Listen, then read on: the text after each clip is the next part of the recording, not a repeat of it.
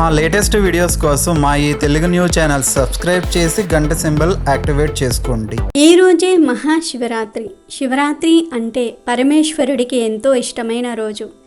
ఈ రోజే శివుడి కళ్యాణం జరిగింది కనుక ఈరోజు రాత్రి లింగోద్భవ కాలం పూర్తయ్యేలోపు శివ పార్వతుల కళ్యాణ కథను వింటే చాలు 1 గంటలో మీ దశ తిరిగిపోతుంది. శివ అనుగ్రహం కలుగుతుంది. మీ ఇంట్లో అన్ని మంగళకరమైన కార్యాలే జరుగుతాయి, శుభకార్యాలే జరుగుతాయి. జన్మజన్మల పాపాలు పోయి కోటి జన్మల పుణ్యం వస్తుంది. అంతేకాదు శివపార్వతుల కళ్యాణ కథను వింటే వివాహం జరగని వారికి వివాహం జరిగిపోతుంది. ఎంతో అదృష్టం చేసుకున్న వారు మాత్రమే శివుడి పెళ్లి కథను వింటారు. దక్ష ప్రజాపతి తన కుమార్తెలలో పెద్దదైన సతీదేవిని ఈశ్వరుడికి ఇచ్చి పెళ్లి చేశాడు. ఒకసారి ఈశ్వరునిపై కోపంతో సతీ పరమేశ్వరులను ఆహ్వానించకుండానే ఒక యజ్ఞాన్ని చేయడానికి దక్ష ప్రజాపతి సిద్ధపడ్డాడు. ఆ విషయం తెలుసుకుని సతీదేవి తన భర్త అనుమతితో దక్షుని యజ్ఞశాలకు వెళ్ళింది. అక్కడ దక్షుడు పరమశివుణ్ణి చాలా తీవ్రంగా దూషించాడు. శివ దూషణను భరించలేని సతీదేవి అక్కడ యోగాగ్నిలో పడి దగ్ధురాలైపోయింది. దేవభూమి అయిన ఉత్తరం దిక్కున దేవస్వరూపుడైన హిమవంతుడనే పర్వతరాజు తూర్పు పశ్చిమ దిక్కులకు ఆవరించి ఉన్నాడు. అతడు తన పితృదేవతల మానసపుత్రిక అయిన మేనకాదేవిని పెళ్లి చేసుకున్నాడు. ఆ దంపతులకు సుగుణవంతుడైన కొడుకు పుట్టాడు. వానికి మైనాకుడు అని పేరు పెట్టాడు. తరువాత యోగాగ్నిలో దగ్ధురాలైన సతీదేవి మేనకాదేవి గర్భంలో ప్రవేశించి మేనక హిమవంతుల కుమార్తెగా పుట్టింది. ఆమె గౌరవర్ణంలో ఉండటం చేత ఆమెకు గౌరీ అని పేరు పెట్టారు. పర్వతరాజు పుత్రిక అయినందున ఆమెను జనులందరూ పార్వతి అని పిలిచారు. పార్వతి శుక్లపక్ష చంద్రునిలా దినదిన ప్రవర్ధమానురాలయ్యింది. కాలానుగుణంగా ఆమె యవ్వనవతి అయ్యింది. పరమశివుడు సతీదేవి వియోగాన్ని భరించలేక హిమవత్ పర్వత చర్యలలో తీవ్రమైన తపస్సు చేయ ప్రారంభించాడు. ఆ విషయాన్ని తెలుసుకుని హిమవంతుడు పరివారంతో పాటుగా తన కుమార్తెను వెంటబెట్టుకుని ఈశ్వరుడు తపస్సు చేసే ప్రదేశానికి వెళ్ళి ఆయనకు పరిచర్యలు చేయమని స్వయంగా తన కుమార్తె అయిన పార్వతీదేవిని నియమించాడు. పార్వతీదేవి స్వయంగా భక్తితో పువ్వులు, సమిదలు, దర్భలు ఈశ్వరునకు సమకూర్చి పెడుతూ ఆయన తపస్సుకు భంగం కలగకుండా పరిచర్య చేస్తున్నది. ఇంకొక వైపు తారకాసురుడు పెడుతున్న బాధలను భరించలేక దేవతలందరూ దేవేంద్రునితో కలిసి బ్రహ్మదేవుని దగ్గరకు వెళ్ళారు. అప్పుడు బ్రహ్మ ప్రత్యక్షమే దీనంగా ఉన్న దేవతలను చూశాడు. అప్పుడు దేవతలందరూ బ్రహ్మను గొప్పగా స్తుతించారు. వాళ్ల ముఖాలు కాంతి విహీనములై ఉండడానికి కారణాన్ని అడిగాడు బ్రహ్మ. దానికి దేవతలు తారకాసురుని వలన తాము పడుతున్న బాధలను వివరించి వాణ్ణి సంహరించమని ప్రార్థించారు. అప్పుడు బ్రహ్మ దేవతలతో, దేవతలారా, మీ కోరిక నెరవేరుతుంది, కానీ నేను వాణ్ణి సంహరించలేను. వాణ్ణి నేనే వృద్ధి పొందించాను. విష వృక్షాన్నైనా తానే పెంచి తానే నరుకుట తగనిది కాదు కదా. కనుక వాణ్ణి చంపడానికి ఈశ్వర రేతస్సు నుంచి పుట్టినవాడే సమర్థవంతుడవుతాడు, కానీ మరెవ్వరికీ సాధ్యం కాదు. ఈశ్వరుని రేతస్సును పార్వతి మాత్రమే భరించగలదు. అందువలన ఇనుము అయస్కాంతము చేత ఆకర్షింపబడినట్లుగా శివునకు పరిచర్యలు చేస్తున్న పార్వతి మనసును పరమేశ్వరుడు ఆకర్షించేటట్లుగా ప్రయత్నించండి. ఆ పార్వతీ పరమేశ్వరుల కుమారుడు మీకు సేనాని అవుతాడు. అతడే తారకాసురుణ్ణి అంతమొందిస్తాడు అని చెప్పి బ్రహ్మ అంతర్ధానమయ్యాడు. తరువాత దేవతలు కార్యాన్ని చక్కబెట్టడానికి దేవలోకానికి వెళ్ళిపోయారు. అప్పుడు దేవేంద్రుడు పరమేశ్వరుని మనసును చలింపచేయగలిగే శక్తి మన్మధునికి మాత్రమే ఉన్నదని నిశ్చయించి మనస్సులో తలుచుకున్నాడు. వెంటనే మన్మధుడు స్త్రీల కనుబొమ్మల వంటి అందమైన ధనస్సును భుజంపై ధరించి లేత మామిడి మొగ్గను బాణంగా పట్టుకుని హనుమంతునితో కలిసి ఇంద్రుని ఎదుటకు వచ్చాడు. అప్పుడు దేవేంద్రుడు మన్మధుణ్ణి చాలా గౌరవించి తన సింహాసనంపై కూర్చుండబెట్టుకుని, మిత్రమా, నాకు వజ్రాయుధము, నీవు కలిపి 2 అస్త్రములు. వజ్రాయుధము తపస్సు చేసేవారి విషయంలో మందరమైనది, కానీ నీవనే అస్త్రము సర్వకార్యములలోనూ సమర్థమైనది, కార్యసాధనమైనది. నీ బలం నాకు తెలుసు. కావున నాతో సమానుడువైన నిన్ను దైవకార్య సాధనకై వినియోగిస్తున్నాను. నీవు చేయవలసిన దైవకార్యం ఒకటి ఉంది. తపస్సులో నిమగ్నుడై ఉన్న పరమేశ్వరుని పార్వతి సేవిస్తున్నది. దేవతలను మిక్కిలిగా బాధించే తారకాసురుణ్ణి చంపగల శక్తి ఈశ్వర రథస్సు నుంచి పుట్టినవానికే ఉన్నది. అందువలన ఈశ్వరుని మనసు పార్వతిని ఆకర్షించున్నట్లుగా నీ బాణాన్ని ప్రయోగించు. ఈ పనిలో నీకు వసంతుడు సహాయపడతాడు. ఈ పని పార్వతీదేవి వలన కావలసిందే అయినప్పటికీ, బీజమే అంకురమునకు కారణమైనప్పటికీ ఉత్పత్తి కంటే ముందు నీరు ప్రధానమవుతున్నది. నీవి పనికి ప్రధానుడవు. నీ బాణప్రయోగం లేకుండా పరమశివునకు పార్వతిని చూడాలనే ఆసక్తి కలగదు. దీనివలన నీకు కలిగే కీర్తిని గురించి నేను చెప్పనక్కర్లేదు. ఎందుకంటే యాచించే వాళ్ళు దేవతలు, పని 3 లోకాల వాళ్ళది. పని నీ బాణం చేత మాత్రమే సిద్ధిస్తుంది. నీ పరాక్రమం విచిత్రమైనది అని ఇంద్రుడు మన్మధుడికి చెప్పాడు. దేవేంద్రుని ఆజ్ఞ పూర్వకములైన మాటలను విని మన్మధుడు తన భార్య అయిన రతీదేవి స్నేహితుడైన వసంతునితో కలిసి శివుని తపోభూమికి వెళ్ళాడు. వసంతుడు ప్రకృతినంతటిని ఫలింపజేశాడు. అయినప్పటికీ నందీశ్వరుని ఆజ్ఞ వలన అడవి నిశ్చలమైపోయింది. దేవదారు చెట్టు మొదట అరుగుపై పులి తోలు పరుచుకుని సమాధిలో కూర్చున్న పరమేశ్వరుని మన్మధుడు చూశాడు. ఆ ఈశ్వరుడు వీరాసనంలో ధ్యానం చేస్తూ ఉన్నాడు. పాములతో జడలను పైకెత్తి కట్టుకున్నాడు. జపమాలను చేతిలో ధరించాడు. ప్రాణాయామం చేస్తూ ఉన్నాడు. అంతలో వనదేవతలైన చెలికత్తెలతో పువ్వులు మొదలైన వాటిని పట్టుకొని వస్తున్న పార్వతిని మన్మధుడు చూశాడు. పార్వతీదేవి పరమశివుని దగ్గరకు వచ్చింది. అదే సమయంలో ఈశ్వరుడు తన తేజస్సును సాక్షాత్కరింపజేసుకుని యోగాన్ని విడిచిపెట్టాడు. నంది శివునకు నమస్కరించి సేవాభావంతో పార్వతి వచ్చిన విషయాన్ని చెప్పాడు. పార్వతీదేవి చెలికెత్తెలు తాము తెచ్చిన పువ్వులను శివుని పాదాల దగ్గర పెట్టారు. పార్వతీదేవి కూడా తన జడలో ధరించిన పువ్వులు జారునట్లుగా వంగి నమస్కరించింది. అప్పుడు శివుడామెను సవతి పోరులేని ప్రియుడిని భర్తగా పొందమని ఆశీర్వదించాడు. మన్మధుడు వాళ్ళిద్దరినీ దగ్గరగా చూశాడు. తాను పూల బాణాన్ని ప్రయోగించడానికి ఇదే తగిన సమయమని నిశ్చయించుకుని తన వింటినారిని సంధించాడు. పార్వతీదేవి తామర పూసల తావలాన్ని శివుని చేతికి ఇచ్చింది. ఆ దండను అందుకోవడానికి శివుడు తీసుకోవడానికి సిద్ధపడ్డాడు. మన్మధుడు బాణాన్ని వింటికి సంధించాడు. అతడు బాణాన్ని ప్రయోగించే లోపులోని శివునిలో కొంచెం ధైర్యం తగ్గి తన 3 కళ్ళతోనూ ఎర్రని పెదవి గల పార్వతీ ముఖాన్ని చూశాడు. పార్వతీదేవి కూడా ఒళ్ళంతా పులకరించేగా సిగ్గుతో ముఖాన్ని అడ్డుగా తిప్పుకున్నది. అంతలో జితేంద్రుడైన శివుడు తన మనసు చలించడానికి కారణమేమిటా అని నలువైపులా చూశాడు. అప్పుడు ఎడమ కాలిని వంచి బాణాన్ని ప్రయోగించడానికి సిద్ధంగా ఉన్న మన్మధుడు శివుడికి కనిపించాడు. వెంటనే శివునికి ఆగ్రహం వచ్చి 3వ కంటి నుంచి అగ్నిజ్వాలలు బయటకు వచ్చాయి. ఆ జ్వాలలు దేవతలు వారించే లోపలనే మన్మధుని దహించి వేశాయి. తన భర్త కాలిపోవడాన్ని చూసి రతీదేవి మూర్ఛపోయింది. ఇక శివుడు తన తపస్సునకు అడ్డుపడిన పార్వతి నుంచి దూరంగా వెళ్ళిపోవాలని ప్రథమ ఘనాలతో పాటుగా అంతర్ధానం చెందాడు. పార్వతి తనకు చెలికత్తెల ఎదుట అవమానం జరిగిందని భావించి తన తండ్రి ఇంటికి వెళ్ళిపోయింది. తన కళ్ళ ఎదుటనే మన్మధుడి కాలిపోవటం చూసిన పార్వతి శివునిచే తన కోరిక నెరవేరపోవడాన్ని తలుచుకొని తన రూపాన్ని తానే నిందించుకున్నది. ప్రియుడు గుర్తించని అందము వ్యర్థమైనది కదా అని నిరాశపడింది. ఏ విధమైన దోషం లేని అందమైన శరీరాన్ని పొందడానికి తపస్సు చేయాలని నిశ్చయించుకున్నది. సగము శరీరాన్నిచ్చే భర్తను పొందడానికి తపస్సును మాత్రమే సాధనమని అనుకున్నది. తన కూతురి నిర్ణయాన్ని తెలుసుకున్న మీనాదేవి ఉమా అని పలికింది. అంటే తల్లి వద్దు అని అర్థం. అందుచేతనే పార్వతిని ఉమాదేవి అని కూడా పిలుస్తారు.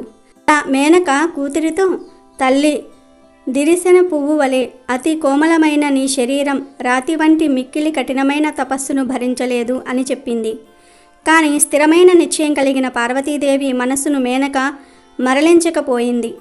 తర్వాత నిశ్చల చిత్తురాలైన పార్వతి తండ్రి హిమవంతుని తన కోరిక నెరవేరే వరకు తాను తపస్సు చేసుకోవడానికి అనుమతినిమ్మని చెలికెత్తె చేత అడిగించింది. హిమవంతుడు తన కుమార్తె పట్టుదలకు సంతోషించి ఆమె తపస్సు చేయడానికి అంగీకరిస్తూ ఒక విశాలమైన శిఖరం మీద ఆమె తపస్సు చేయడానికి తగిన ఏర్పాట్లను చేయించాడు. అప్పుడు పార్వతీదేవి తపస్సు చేసిన శిఖరమే నేడు గౌరీ శిఖరంగా పేరును పొందింది. పార్వతి తపస్సు ప్రారంభించడానికి ముందు తన అలంకారాలన్నింటినీ కూడా విడిచిపెట్టేసింది. సూర్యకాంతి గల నారచీరను కట్టుకున్నది.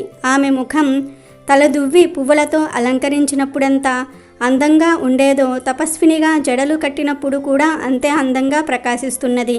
తపో నియమాన్ని అనుసరించి పార్వతి ముంజ త్రాటిని 3 పేటలుగా ధరించింది. దాని చేత ఆమె కంటి భాగం కందిపోయి ఎర్రగా అయింది. ఆ దేవి పెదవులకు లత్తుక పూసుకోవడానికి, ఒంటికి మంచి గంధాన్ని పూసుకోవడానికి ఉపయోగించే చేతులు ఇప్పుడు దర్భలను కొయ్యడానికి, జపమాలను తిప్పడానికి ఉపయోగిస్తున్నది. శ్రేష్టమైన మెత్తని పక్కపై పడుకునే పార్వతి తన చేతిని దిండుగా చేసుకుని రాతిపై పడుకుంటున్నది. పార్వతి తన కోమలమైన శరీరాన్ని లెక్క చేయక కఠినమైన తపస్సుకు సిద్ధపడింది. ఆ దేవి గ్రీష్మకాలంలో 4 దిక్కులలోనూ తన అగ్నులతో పాటుగా 5వ అగ్నిగా సూర్యుని తేజస్సు చేత వెలుగుతూ పంచాగ్ని తపస్సు చేసింది.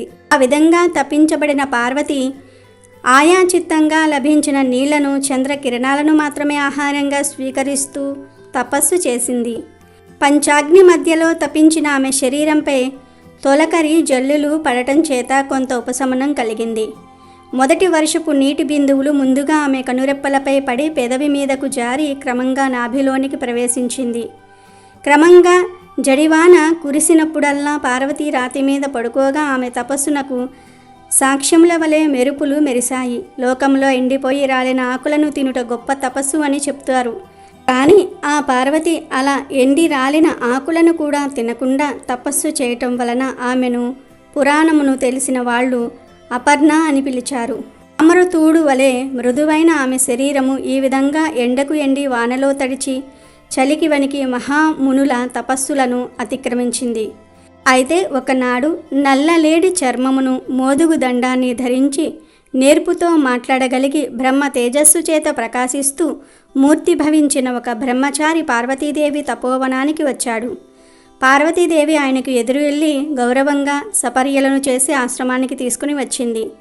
విధిపూర్వకంగా పార్వతి శిన పూజా సత్కారాలను పొంది కొంతసేపు మార్గాయాసము తీర్చుకునే వానివలే నటించి ఉమాదేవిని ఏ విధమైన మనోవికారము లేకుండా చూస్తూ క్రమపద్ధతిలో మాట్లాడడానికి పూనుకున్నాడు ఆ బ్రహ్మచారి. హోమాది కర్మలకు సమిధలు, దర్భలు కష్టపడకుండా దొరుకుతున్నాయా?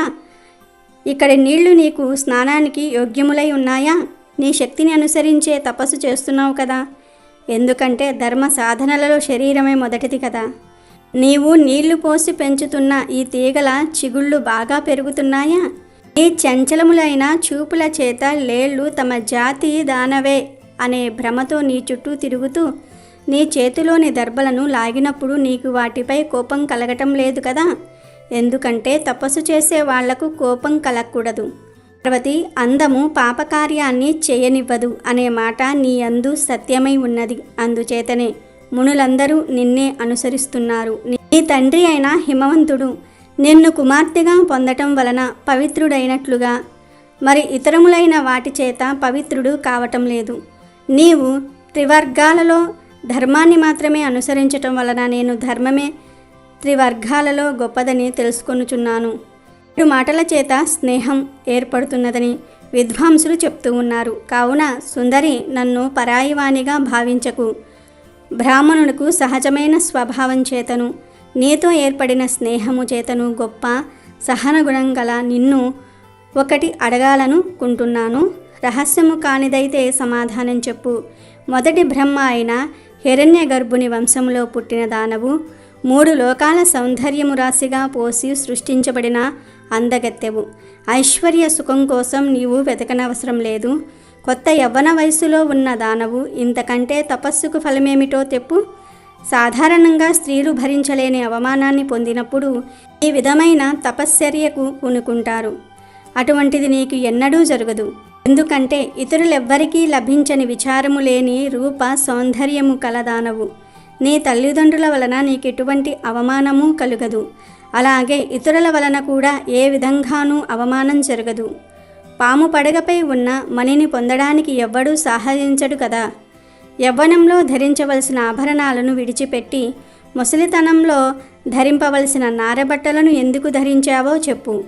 చంద్రుడు నక్షత్రాలతో కూడిన రాత్రి సమయంలో సూర్యోదయానికి అర్హమవుతుందేమో చెప్పు. స్వర్గాన్ని కోరి తపస్సు చేస్తున్న దానివైతే నీ శ్రమ వ్యర్థమే. ఎందుకంటే నీ తండ్రి నివాస భూమిలే దేవతా విహార స్థలాలు. లేదా వరుని గురించి తపస్సు చేస్తున్న దానవైతే ఇక తపస్సు చాలించు. రత్నాన్ని ధరించే వాళ్లే ఎత్తుక్కుంటారు గాని రత్నం తనను ధరించే వాళ్ల కోసం ఎతకదు కదా. ఈ వేడి నిట్టూర్పు వలన నీవు వరుని కోసమే తపస్సు చేస్తున్నట్లుగా నా మనసులో సందేహం కలుగుతున్నది. నీవు వరించదగిన వాడే ఉండడు. అయినా నీవు వరించినప్పటికీ లభించని వాడెవడున్నాడు? ఆహా, నిన్ను ఇంతగా కష్టపెడుతున్న ఆ యవ్వనవంతుడు ఎవడో గాని తన సౌందర్య గర్వంతో మోసపోయాడని నేను భావిస్తున్నాను. ఇటువంటి స్థితిలో నిన్ను చూసిన మనసున్న వానికెవరికైనా సరే మనసు మండుతుంది. ఓ గౌరీ, ఎంతకాలం నీవిలా కష్టపడతావు? ఇక నీ తపస్సు చాలించు. నేను కూడా తపస్సు చేసిన వాడినే. కావాలంటే నా తపస్సులో సగభాగాన్ని నీకు ఇస్తాను. దానివలన నీవు కోరిన పీడును పొందవచ్చును. అతడెవడో నాకు చెప్పు అని బ్రహ్మచారి అయిన బ్రాహ్మణుడు అడగ్గా పార్వతీదేవి సిగ్గుతో తాను చెప్పలేక పక్కనున్న తన చెలికత్తె వైపు క్రీకంటితో సైగ చేసింది. అప్పుడు ఆ చెలికత్తె బ్రహ్మచారితో ఇలా చెప్పింది. విద్వాంసుడా, మా పార్వతిని గురించి తెలుసుకోవాలని నీకు కుతూహలంగా ఉన్నది.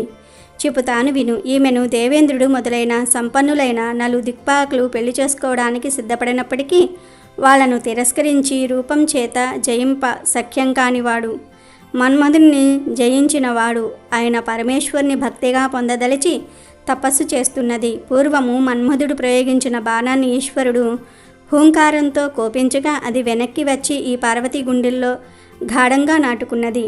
అప్పటి నుంచి తండ్రి ఇంట మదనావస్థను పొందిన పార్వతి నుదుటిపై చందనాన్ని పూసుకున్నప్పటికీ ఒకనాడు కూడా ఉపవాసాన్ని పొందలేదు.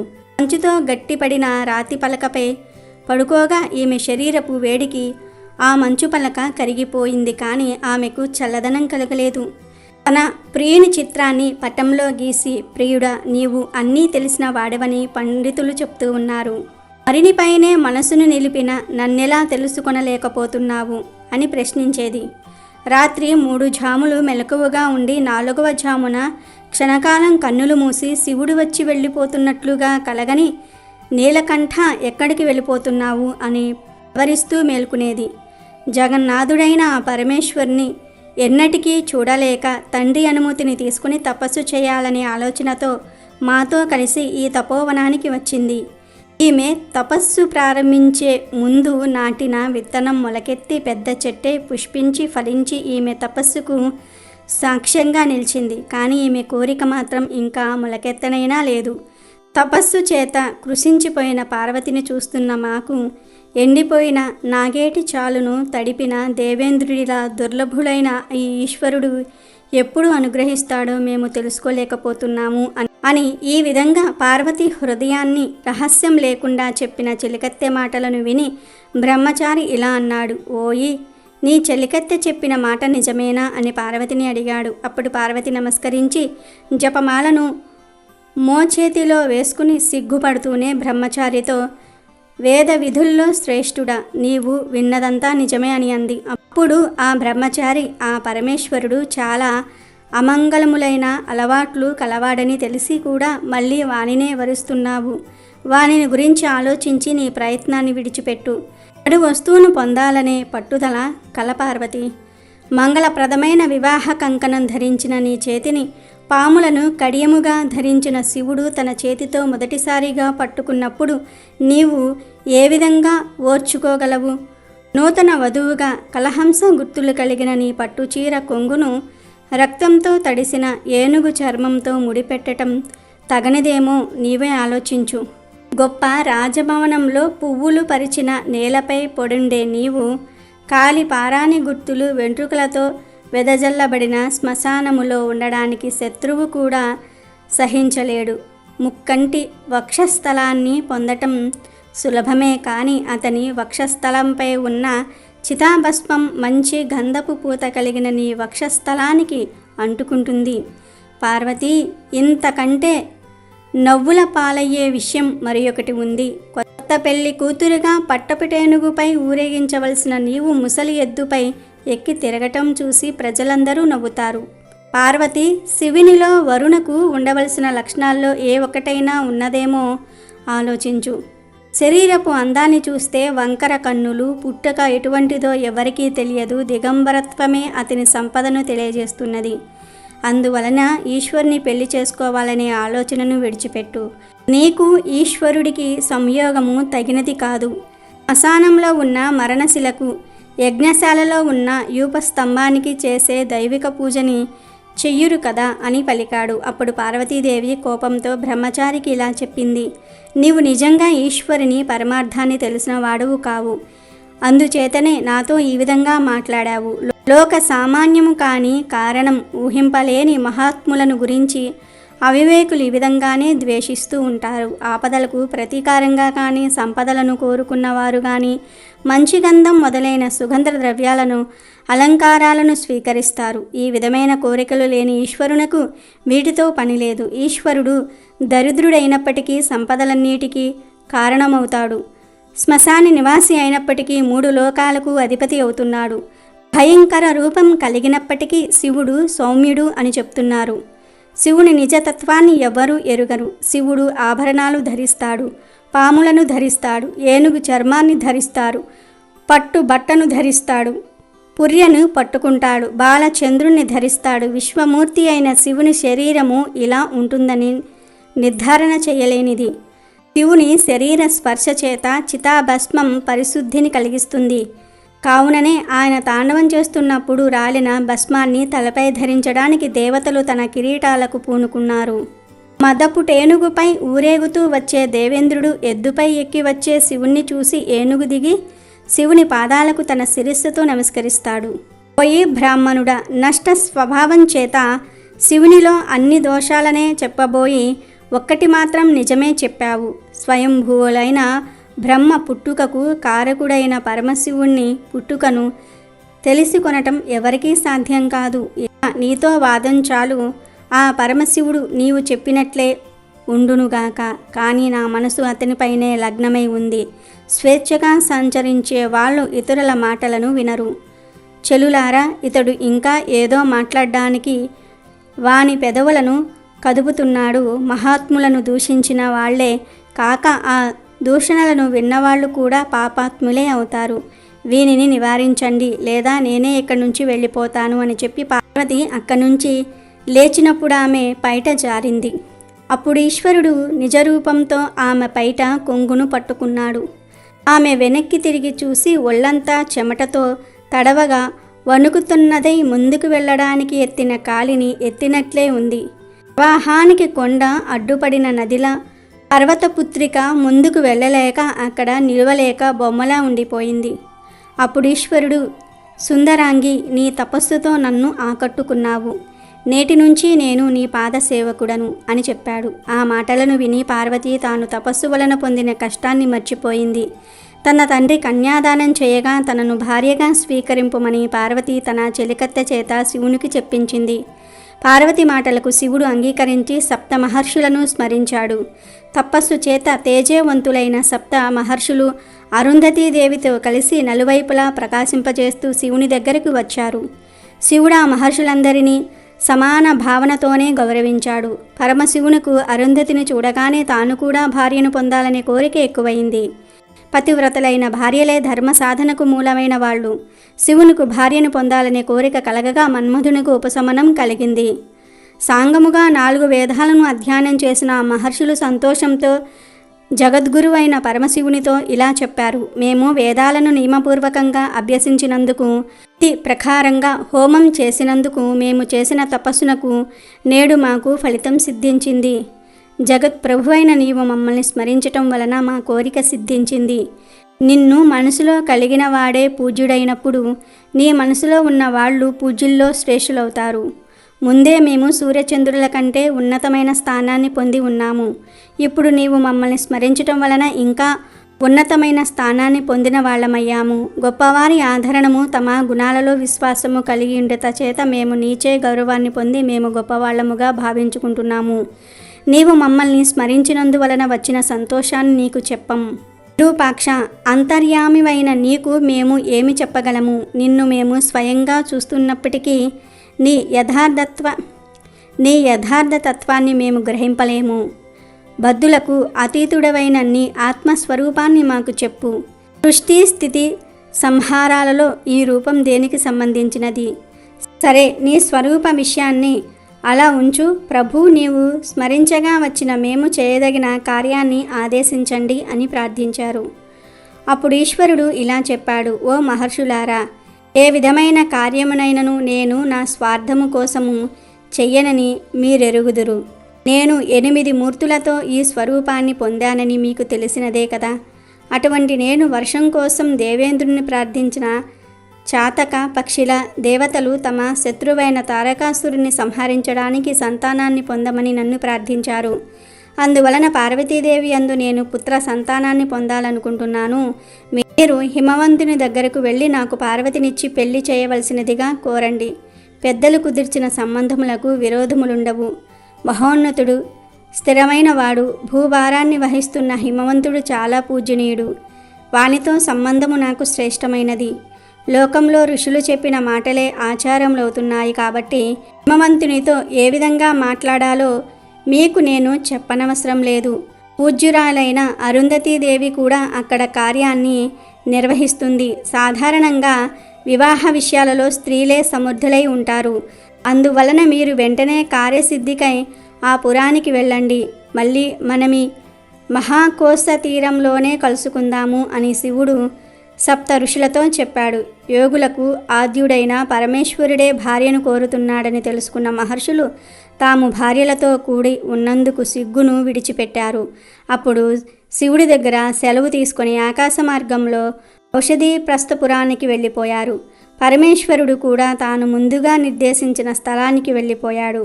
మహర్షులు ఆకాశ మార్గంలో చాలా వేగంగా ఔషధీ ప్రస్థపురాణానికి వెళ్ళారు. పట్టణం అలకా పట్టణం కంటే సంపన్నులైన స్వర్గలోకంలా ఉంది. మహర్షులు ఆ పట్టణాన్ని చూసి స్వర్గం కోసం చేసే పుణ్యకార్యాలు మోసములని భావించారు. ద్వారపాలకులు ఆ మహర్షులను చూసి ఉండగానే వాళ్ళు హిమవంతుని మందిరానికి వెళ్ళారు. హిమవంతుడు పూజాద్రవ్యములతో మహర్షులకు ఎదురు వెళ్ళి స్వాగతించాడు.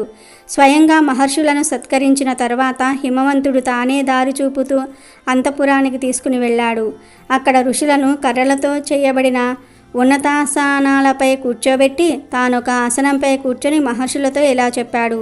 ఓ సప్త మహర్షులారా, ఊహించని మీ దర్శనం నాకు మేఘం లేని వర్షంలాగా కనిపించిందని, పువ్వులు పండ్లుగా తోస్తున్నవని, మీ అనుగ్రహం వలన నేను మూఢుడు జ్ఞాని అయినట్లుగా, ఇనుము బంగారమైనట్లుగా, భూమి నుంచి స్వర్గానికి వెళ్ళినట్లుగా భావిస్తున్నాను. సత్పురుషులు నివసించిన ప్రాంతాన్ని తీర్థమని చెప్తారు కాబట్టి నేను ఈనాటి నుండి ప్రాణులను పవిత్రులను చేయగల వాడనని భావిస్తున్నాను. బ్రహ్మోత్తములారా, నా శిరస్సుపై గంగ పడటం చేత అలాగే పరిశుద్ధములైన మీ పాదజలం చేత నేను పరిశుద్ధున్నయ్యానని భావిస్తున్నాను. ఇదిగో నేను, ఈమె నా భార్య, ఈమె నా కుమార్తె. మీకు ఏ ఏ కార్యము ఎవరి వలన కలగాలో ఆదేశించండి. బంగారము మొదలైన సంపదలకు లెక్కలేదు అని హిమవంతుడు పలికాడు. అప్పుడు చెప్పవలసిన విషయాన్ని చక్కగా చెప్పటంలో నేర్పరి అయిన అంగిరసుని మాట్లాడమని ప్రేరేపించారు ఋషులు. అంగిరసుడు హిమవంతునితో ఇలా చెప్పాడు. నీవు కోరిన దానిని ఇవ్వడానికి చాలా సమర్థుడవు. ఇంతకంటే గొప్పవాటినివ్వగలవు. నీ శిఖరం లాగానే నీ మనసు కూడా చాలా ఉన్నతమైనది. నిన్ను స్థావర స్వరూపుడవైన విష్ణువు అని చెప్తూ ఉన్నారు. చరాచర ప్రాణికోటికి నీ గర్భము నిలయంగా ఉంది. రసాతల పర్యంతము నీవు భరించలేకపోతే శేషుడు తామర తూండ్ల వలె మృదువైన తన పడగలతో భరించలేడు. ఎడదెగ సముద్రాల చివరి వరకు వ్యాపించిన నీ కీర్తులు జీవనదులై ప్రవహిస్తూ సముద్రాలలో కలిసే నదులు పవిత్రములవటం చేత లోకులందరినీ పవిత్రులను చేస్తున్నాయి. గంగా నది విష్ణు పాదం నుంచి పుట్టడం వలన కొనియాడబడుతూ ఉన్నట్లుగా నీ శిరస్సుపై పడి అలాగే కీర్తింపబడుతున్నది. అందువలన మేము వచ్చిన కార్యాన్ని విను, ఆ పని నీదే. కళ్యాణముల బోధనల వలన ఈ విషయంలో కొంత భాగాన్ని మేము కూడా పొందుతున్నాము. విశ్వకర్మలకు సాక్షి అయిన పరమేశ్వరుడు మా ద్వారా నీ కుమార్తెను కోరుతున్నాడు. శబ్దంతో అర్థము వలె నీ కుమార్తెను ఆయనకు ఇవ్వడానికి యోగ్యమైనది. మంచి భర్త చేతిలో ఉంచిన కన్య మాత్రమే తండ్రికి దుఃఖాన్ని కలిగించదు. చరాచరమైన ప్రాణి సమూహమంతటికి తండ్రి అయిన పరమశివుణ్ణి పెళ్లి చేసుకోవటం వలన నీ కుమార్తె జగన్మాత అవుతుంది. దేవతలందరూ నీలకంఠునకు నమస్కరించిన తర్వాత ఆయన భార్య అవ్వటం వలన నీ కుమార్తె పాదాలకు నమస్కరిస్తారు. పర్వత రాజా, ఉమాదేవి వధువు, నీవు దాతవు. అడిగేవాళ్ళం ఈ మేము. వరుడు సాక్షాత్తు పరమేశ్వరుడు. ఇది నీ వంశాభివృద్ధికి చాలును గదా. ఇతరులను స్తుతించక ఇతరులచే స్తుతింపబడేవాడు, ఇతరులకు నమస్కరించక ఇతరులచే నమస్కరింపబడేవాడు ఆయన పరమేశ్వరుడు నీ కుమార్తె ద్వారా బంధువు అవటం చేత నీవు గురువునకే గురువు అవుతావు అని ఋషి పర్వతరాజుకు చెప్తాడు. ఈ విధంగా దేవర్షి చెప్తూ ఉండగా తండ్రి పక్కన తల వంచి ఇలా విలాసముగా పార్వతీదేవి పద్మపు రేకులను లెక్క పెడుతూ ఉన్నది. హిమవంతుడు తన కోరిక నెరవేరిన వాడైనప్పటికీ మేనాదేవి వైపు చూశాడు. సాధారణంగా గృహస్థులు కుమార్తె పెళ్లి విషయంలో తమ భార్య కన్నులతోనే చూస్తారు. మేనకాదేవి కూడా తన భర్తకిష్టమైన ఆ కార్యమంతా తనకిష్టమే అన్నట్లుగా తల ఊపుతుంది. అంగీరసుని మాటలకు ఇదే సమాధానం అన్నట్లుగా శుభముగా అలంకరించుకున్న కుమార్తె చేతిని హిమవంతుడు పట్టుకుని, తల్లి రా, ప్రపంచ రూపుడైన శివునకు భిక్షంగా నిశ్చయించబడిన దానవయ్యావు. యాచించేవాళ్ళు మునులు, నాకు గృహస్థ ఫలితం సిద్ధించింది అని కుమార్తెతో చెప్పి హిమవంతుడు మహర్షులతో ఈ త్రిలోచనని భార్య నీకు నమస్కరిస్తున్నది అని చెప్పాడు. మహర్షులు హిమవంతుని మాటలకు సంతోషించి పార్వతీదేవికి వెంటనే ఫలించే ఆశీర్వచనాలను పలికారు. అరుంధతీదేవి సిగ్గుపడుతున్న పార్వతీదేవిని తన తొడలపై కూర్చుండబెట్టుకున్నది. కూతురిపైన ఉన్న ప్రేమ చేత మేనాదేవి దుఃఖిస్తూ ఉండగా, ఇంతకు ముందు వేరొక భార్య లేని పరమేశ్వరునకు నీ కుమార్తె భార్య అవుతున్నదని ఓదార్చింది. హిమవంతుడు మహర్షులను పెళ్లి ముహూర్తం ఎప్పుడని అడగగా నేటికి 4వ రోజునని చెప్పారు. వాళ్ళు హిమవంతుని అనుమతిని పొంది తిరిగి పరమశివునికి చెప్పడానికి ఆకాశ మార్గంలో వెళ్తూ ఉన్నారు. పరమేశ్వరుడు కూడా పార్వతిని పొందాలనే కుతూహలంతో 4 రోజులు అతి కష్టంగా రోజులు గడిపాడు. 3 రోజుల తర్వాత హిమవంతుడు బంధువులతో కలిసి కన్యాదానం చేయడానికి దీక్షను పొందాడు. పార్వతీదేవిపై అభిమానంతో పట్టణంలోని ప్రతి ఇంటిలోని పెళ్లి సంబంధులైన మంగళకరములైన పనులను చేస్తూ ఉన్నారు. అంతఃపురము పట్టణము అంతా ఒకటే అన్నట్లుగా పెళ్లి అలంకరణలు జరిగాయి. మందార పుష్పాలతో రాజ్య మార్గాన్ని అలంకరించారు. పట్టు వస్త్రాలతో నగరమంతా జెండాలను నిలబెట్టారు. బంగారపు తోరణాలతో అలంకరించారు. ఆ పట్టణం స్వర్గ శోభను పొందింది. కొడుకులు కూతుళ్ళు అనేకులు ఉన్నప్పటికీ కూడా భర్త ఇంటికి వెళ్ళిపోతున్నాడనే బాధతో తల్లిదండ్రులకు ఆమెపై ప్రేమ అధికమైంది. పార్వతి అందరి ఆశీర్వచనాలను పొందుతూ బంధుజనుల ఒడిలోకి చేరింది.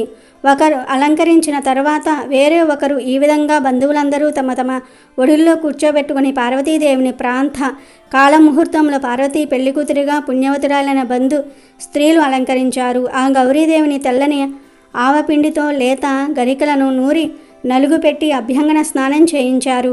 తర్వాత స్త్రీలందరూ పార్వతీదేవిని పెళ్లికూతురుగా గొప్పగా అలంకరించారు. పార్వతీ ముత్తైదువులకు నమస్కరిస్తూ ఉండగా వాళ్ళు అఖండమైన పతి ప్రేమను పొందమని దీవించారు. మహాశివుడు కూడా నంది భుజాన్ని ఆలంబనం చేసుకుని శార్దూల చర్మాన్ని కప్పిన ఎద్దుపై ఎక్కి ప్రాణమయ్యాడు. 7 మాతృకలు తమ తమ వాహనాలపై శివుణ్ణి అనుసరించారు. తర్వాత ప్రథమగణాలు శూలాలను ధరించి మంగళ తూర్య నాదాలతో అనుసరించారు. శివునకు సూర్యుడు విశ్వకర్మ నిర్మించి ఇచ్చిన గొడుగునిచ్చారు. తర్వాత మొదటి బ్రహ్మ అయిన చతుర్ముఖుడు శ్రీవత్సలాంఛనుడివై విష్ణు సాక్షాత్తు ఆ మహాదేవుని సమీపానికి జయ శబ్దాలను చేస్తూ వచ్చారు. ఇంద్రాది లోకపాలకులు శుభ లక్షణాలైన వస్త్రాభరణాలను ధరించి వచ్చి శిశువును నమస్కరించారు. మహాదేవుడు వారినందరినీ యథారీతిగా గౌరవించాడు.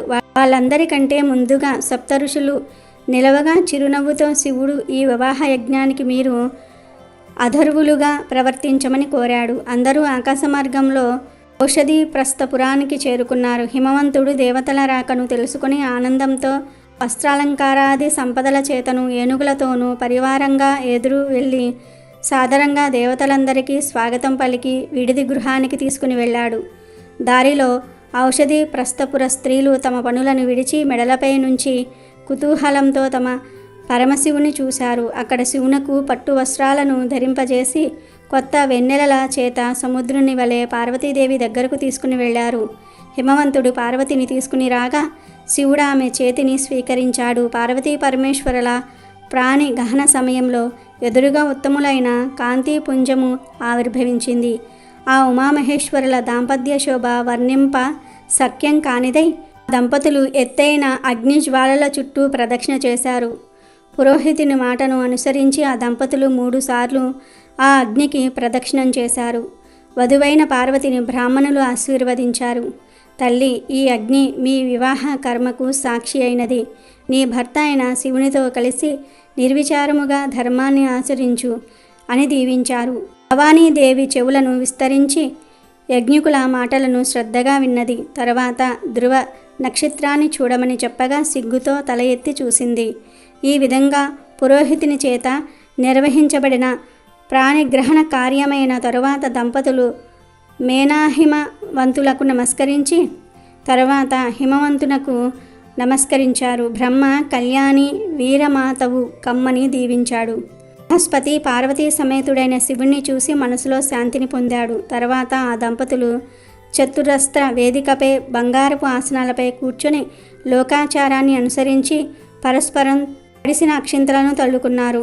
లక్ష్మీదేవి పొడవైన నాలంకల పద్మాన్ని గొడుగుగా పట్టుకున్నది. సరస్వతీదేవి సంస్కృత ప్రాకృత రూపములైన 2 విధములైన భాషలతో స్తుతించింది. ఈ విధంగా దంపతులైన పార్వతీ పరమేశ్వరులకు ముందుగా పార్వతీదేవి నమస్కల్పం చేత వినాయకుడు జన్మించాడు. తర్వాత దైవకార్యములైన తారకాసుర సంహారం నిమిత్తమే పరమేశ్వరుని రేతస్సు నుంచి మరొక పుత్రుడు జన్మించాడు.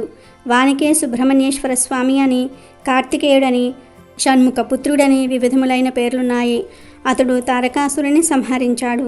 శివపార్వతుల కళ్యాణం జరిగింది శివరాత్రి రోజే కనుక ఈరోజు ఈ కథను వింటే మీకు అన్ని శుభాలే జరుగుతాయి. అంతేకాదు ఈరోజే శివుడు లింగ రూపంలో ఆవిర్భవించాడు. పూర్వము బ్రహ్మ విష్ణువులు తమలో తాము నేను గొప్ప అంటే నేను గొప్ప అని వాదించుకున్నారు. ఆ వాదనలాట కాస్త వివాదంగా మారింది. అది మరింతగా పెరిగి యుద్ధానికి దారితీసింది. ఆ యుద్ధానికి లోకాలన్నీ తల్లడిల్లాయి. దాంతో పరమేశ్వరుడే స్వయంగా రంగంలోనికి దిగాలనుకున్నాడు. ఈశ్వర సంకల్పంతో ఒక పెద్ద జ్యోతిర్లింగం బ్రహ్మ విష్ణువుల మధ్య వెలసింది. బ్రహ్మ విష్ణువులు ఇద్దరూ లింగాన్ని సమీపించారు. అప్పటి వరకు వారి మధ్య ఉన్న ఆధిపత్య పోరు తాత్కాలికంగా సద్దుమణిగింది. ఆ మహాలింగం మొదలు తుది తెలుసుకోవాలన్న ఆసక్తి వారిద్దరికీ కలిగింది. బ్రహ్మ హంసరూపం ధరించి లింగం అగ్రభాగాన్ని చూడడానికి, విష్ణువు వరాహ రూపంలో ఆదిని కనుగొనడానికి బయలుదేరాడు. బ్రహ్మకు ఎంతవరకు లింగం అగ్రభాగం కానీ మొదలు కానీ కనిపించలేదు. ఇంతలో లింగం పక్క నుంచి ఒక మొగలి పువ్వు జారి కిందకు రావటం చూసి బ్రహ్మ దాని ఆపి బ్రహ్మకు విష్ణువుకు నడుమ జరిగిన వాదాన్ని వివరించి సహాయం చేయమని అడిగాడు. ఆవు కనబడితే అదేవిధంగా చెప్పి ఆ లింగం అగ్రభాగాన్ని చూపినట్లుగా విష్ణువుతో చెప్పేటప్పుడు అది నిజమేనని సాక్ష్యం ఇవ్వమని ప్రాధేయపడ్డాడు. దాంతో ఆవు మొగలి పువ్వు సాక్షాత్తు సృష్టికర్తయే తమను బ్రతిమలాడేసరికి కాదనలేక సరే అంటాయి. రెండూ కిందకు దిగి వచ్చేసరికి విష్ణువు తాను ఆ లింగం మొదలు చూడలేకపోయాను అని ఒప్పుకున్నాడు. కానీ బ్రహ్మ తాను లింగం అగ్రభాగాన్ని చూశానని కావాలంటే ఆవును మొగలి పువ్వును అడగమని చెప్పాడు. అప్పుడు నిజమే అంది మొగలి పువ్వు. బ్రహ్మదేవుడి మాటను కాదనలేక ఆయన లింగం అగ్రభాగాన్ని చూశాడని ఆవు తలతో చెప్తుంది. కానీ అసత్యం చెప్పడానికి ఇష్టం లేక తోకతో చూడలేదని చెప్తుంది. బ్రహ్మదేవుడి అసత్య ప్రచారాన్ని చూడలేక ఈశ్వరుడు ప్రత్యక్షమవుతాడు. బ్రహ్మ చెప్పిన ప్రకారము అబద్ధపు సాక్ష్యం చెప్పిన మొగలి పువ్వుతో భక్తులెవరూ తనను పూజించరాదని తెల్లవారే లేచి ఆవు ముఖం చూడటం కూడా పాపకారణం అని శపించాడు. ఆవు అభ్యర్థన మేరకు తోకతో నిజం చెప్పింది కాబట్టి పృష్ఠభాగం పవిత్రమైనది. తోక భాగాన్ని పూజించిన వారికి పుణ్యఫలాలు కలుగుతాయని వరాన్ని అనుగ్రహించాడు పరమేశ్వరుడు. తర్వాత బ్రహ్మ విష్ణువులు శివుడు ఆధిక్యతను గ్రహించి పూజించి కీర్తించారు. అలా శివుడు లింగ రూపంలో ఆవిర్భవించిన రోజే మహాశివరాత్రి అయినదని పురాణ కథనం. అసలు శివుడికి అభిషేకం అంటే ఎందుకంత ఇష్టం అనే విషయం చాలామందికి తెలియదు. క్షీరసాగర మదన సమయంలో దేవతలు ఒకవైపు నుంచి, రాక్షసులు మరోవైపు నుంచి సముద్రాన్ని చిలుకుతూ ఉండగా ముందుగా ఆలాహలం పుట్టింది. ఆ ఆలాహలం సర్వాన్ని నాశనం చేస్తుంటే దేవతలకు రాక్షసులకు ఏం చెయ్యాలో పాలుపోలేదు. వెంటనే దేవతలందరూ త్రిమూర్తుల్లో ఒకరైన పరమశివుడి వద్దకు వెళ్ళారు. క్షీరసాగర మదనంలో ముందుగా పుట్టిన దాన్ని అగ్రతాంబూలంగా స్వీకరించాలని దేవదానవులు ఆ శివుణ్ణి కోరుతారు. ముందుగా పుట్టింది ఆలాహలం అని గ్రహించిన శివుడు పక్కన ఉన్న పార్వతీదేవితో సేవించమంటావా అని అడుగుతాడు. సకల సృష్టిని కాపాడేందుకు మీరేం చేసినా నాకు సమ్మతమే అని ఆ గౌరీదేవి చెప్పటంతో శివుడు ఆలాహలం సేవించేందుకు ఒప్పుకుంటాడు. వెంటనే క్షీరసాగర మదనం వద్దకు వెళ్ళి ఆలాహలాన్ని తాగి కంఠంలోనే ఉంచుకుంటాడు. అందువల్లే శివుడు గరళకంఠుడు అయ్యాడు. కానీ గరళం శివునిలో విపరీతమైన వేడిని తాపాన్ని పుట్టించటం ప్రారంభించింది. దానిని తట్టుకోవటం శివుడి వల్ల కాలేదు. అందుకే క్షీరసాగర మదనంలో పుట్టిన చంద్రుడిని తీసుకుని తలపై పెట్టుకున్నాడు. అయినా వేడి తగ్గకపోవటం వల్ల గంగాదేవిని కూడా నెత్తిపై ఉంచుకున్నాడు. అయినా శివుడి తాపం తగ్గదు. ఆ తాపం తగ్గడానికి నిత్యం శివలింగాన్ని ప్రజలు అభిషేకిస్తూ తాపాన్ని తగ్గిస్తారు. అలా చేయటం వల్ల శివుడి ఇబ్బందిని తగ్గించవచ్చని భక్తుల నమ్మకం. ఇలా ఎవరైతే శివలింగంపై నీటిని లేదా ఇతర ద్రవ్యాలను పోస్తారో వారు శివుడికి హాయిని కలిగించిన వారవుతారు. అలాంటి వారిని ఆ పరమేశ్వరుడు ఎల్లవేళలా కాపాడుతూ భోగభాగ్యాలు కలిగిస్తాడు. అందుకే ఆ మహాశివుడికి ప్రతినిత్యము అభిషేకం చేస్తూ ఉంటారు. కనుక ఈరోజు రాత్రి లింగోద్భవ సమయం ముగిసేలోపు ఈ కథను వింటే కష్టాలు మీ దరి చేరవు. అమెజాన్లో బెస్ట్ డిస్కౌంట్స్ కోసం వీడియో డిస్క్రిప్షన్లో లింకు ఉంది, చూడండి. అలాగే మా టెలిగ్రామ్ ఛానల్ సబ్స్క్రైబ్ చేసుకోండి.